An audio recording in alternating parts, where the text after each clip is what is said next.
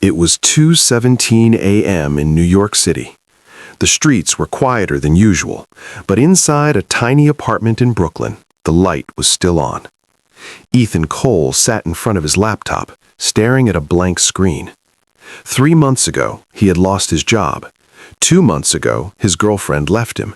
And tonight, he was just one rent payment away from losing everything. He leaned back in his chair, rubbing his eyes.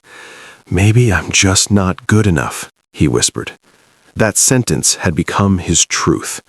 Every rejection email, every ignored call, every "we regret to inform you" had slowly built a wall around him. But tonight felt different. Tonight felt heavier. Outside, rain started tapping against the window. Ethan looked at his phone. No messages, no missed calls, just silence. He opened his email again. Another rejection. He laughed, but it wasn't real laughter. It was the kind of laugh that hides pain. 4 years of college, and this is where I end up? He said. He stood up and walked to the window. New York was alive, but he felt invisible.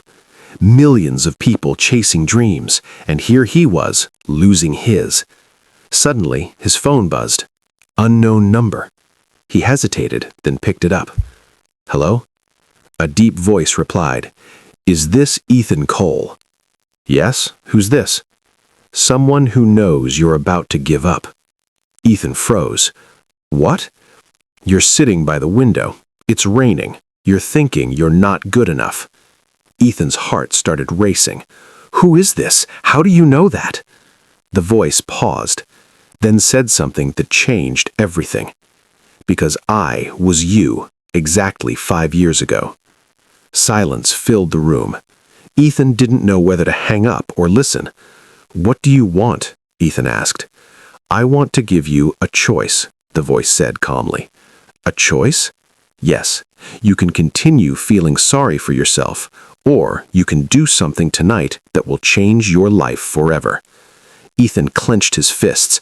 "I've tried everything." "No, you've tried what's comfortable," the voice replied. That hit hard.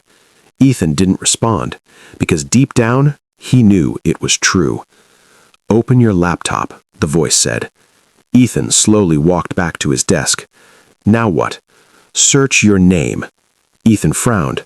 "Why?" "Just do it." He typed, "Ethan Cole." Nothing special appeared, just old social media accounts, a LinkedIn profile, and nothing impressive. "That's your problem," the voice said. "No presence, no identity, no story." "I'm not famous," Ethan snapped. "You don't need to be famous. You need to be valuable." Ethan stayed silent. "Let me ask you something," the voice continued. "If someone Googles your name, why should they hire you?" Ethan had no answer. Not a single one. The rain got heavier. The room felt smaller. And for the first time in months, Ethan felt something different. Not fear, not sadness, but curiosity. "What do I do?" Ethan finally asked. The voice smiled. He could feel it. "Good. That's the right question. Step 1, a pause. Stop waiting for someone to choose you." Ethan leaned forward. "Start choosing yourself." The voice was about to give him a challenge so uncomfortable that most people would quit instantly. But Ethan had nothing left to lose. And maybe that was his biggest advantage. The voice on the phone didn't rush. It waited, as if it knew this moment mattered. Ethan leaned closer to his laptop. "Tell me," he said quietly. "Your challenge is simple, but it won't feel easy." Ethan swallowed. "I'm listening." "Tonight, before the sun rises," a pause, "you're going to create something valuable and share it with the world." Ethan blinked. "That's it?" "You think it's easy?" the voice replied. Ethan hesitated. "What do I even create?" "Something that solves a problem," the voice said. "Something you wish you had 3 months ago." That hit deep. 3 months ago, he was confident, stable, comfortable. Now, broken. Ethan looked at his laptop screen again. Blank. "What if no one cares?" he asked. The voice didn't hesitate. "They won't." Ethan frowned. "At first, no one will care, no one will notice, no one will clap." Silence. But that's where most people quit. The rain outside turned into a storm. Thunder echoed through the night. Ethan's heart was racing. "Listen carefully," the voice continued. "You don't need millions of people.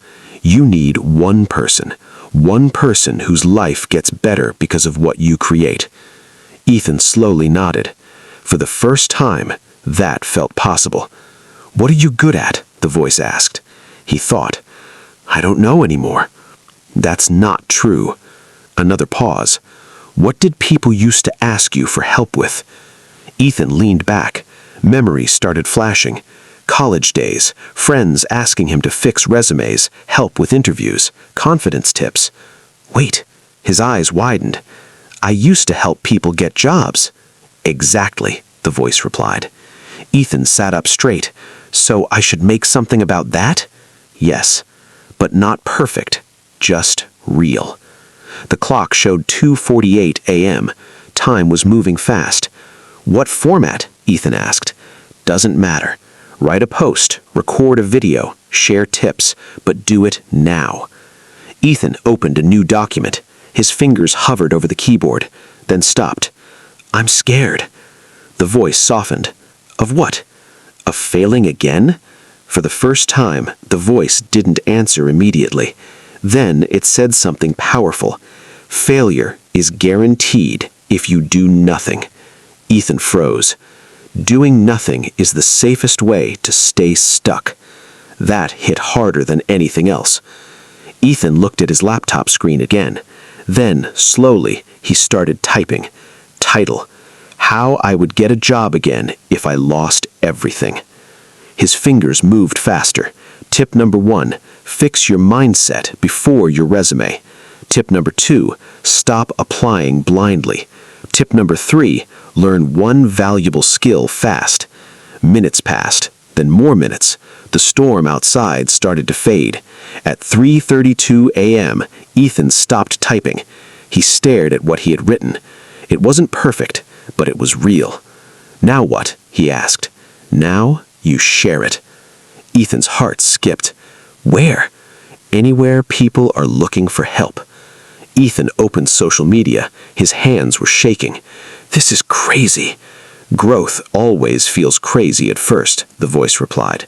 He hovered over the post button. One click could change everything. Or nothing. "Do it," the voice said. Ethan took a deep breath and clicked post. Silence. No likes, no comments, nothing. Ethan laughed nervously. "Told you, no one cares." The voice responded calmly. "Wait." Seconds passed, then a minute. Then, notification. Ethan's eyes widened. One like, one comment. He opened it. A stranger wrote, "I needed this, thank you."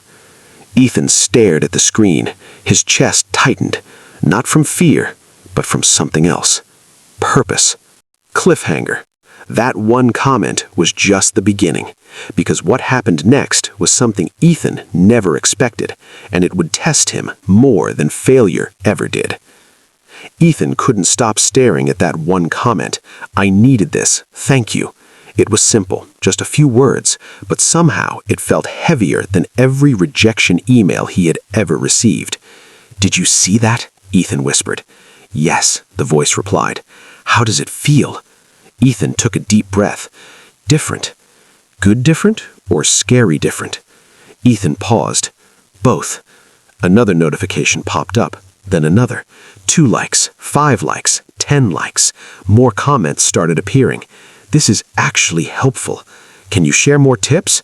"I've been struggling too. This gave me hope." Ethan's hands were shaking again, but this time not from fear, from realization. "People are actually listening," Ethan said. "They always were," the voice replied. "You just never spoke." That line hit deep. Ethan leaned back, processing everything. For months, he had been waiting for a job, waiting for approval, waiting for someone to say, "You're good enough." But tonight, he didn't wait. He acted. "So what's next?" Ethan asked. The voice didn't hesitate. "You keep going." "Right now?" "Yes, momentum is everything." Ethan looked at the clock. 4:06 a.m. "I haven't slept." "You've been asleep for months," the voice said. "This is the first time you're awake." Ethan smiled, for real this time. "Create another post," the voice continued, "but this time, go deeper." "Deeper?" "Tell your story." Ethan froze. "My story?" "Yes, the real one." His mind started racing. The job loss, the breakup, the doubt, the nights he felt like giving up. "I don't know if I can share that." The voice softened again. "That's exactly why you should." Silence filled the room, but it wasn't empty anymore.